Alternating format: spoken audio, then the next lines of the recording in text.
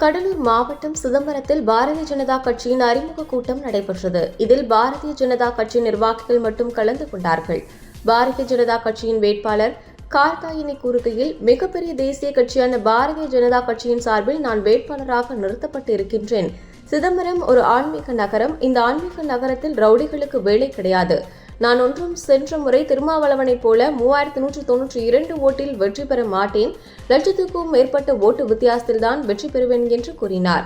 மேலும் செய்தியாளர்கள் கேள்விகளுக்கு, இந்த அறிமுக கூட்டத்தில் ஏன் பாட்டாளி மக்கள் கட்சி கூப்பிடவில்லை, அவர்கள் புறக்கணித்து விட்டார்களா என்று கேட்டதற்கு படபடப்புடன், இல்லை, நான் தற்பொழுது பாரதிய ஜனதா கட்சி நிர்வாகிகளை தான் சந்தித்திருக்கின்றேன்.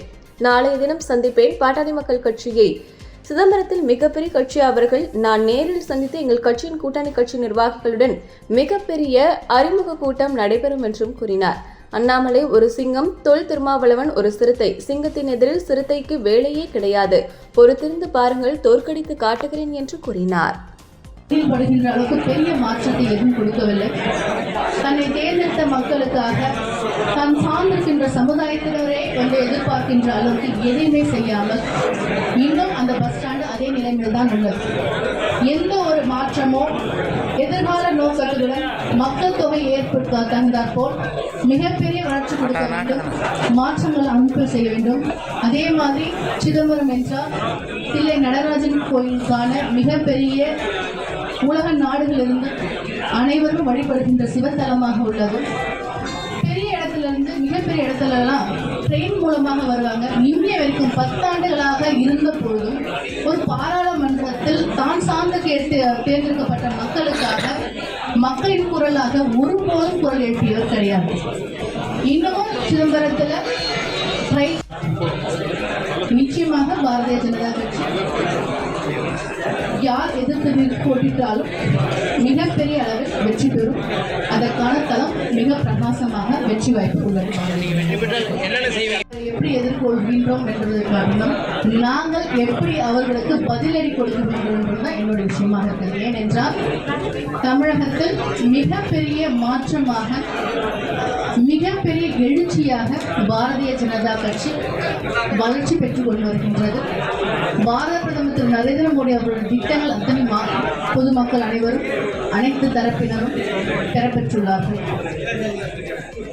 அதாவது ஆளுகின்ற கட்சியுடன் கூட்டணி வைத்தல், அதை நீங்க பார்த்து தெரிஞ்சு, இது எண்ணிக்கையெல்லாம் கிடையாது, இது மகா வெற்றி, மிகப்பெரிய வெற்றி. எங்களுக்கு நிச்சயமா 3219 வித்தியாசத்துல இருக்காங்க.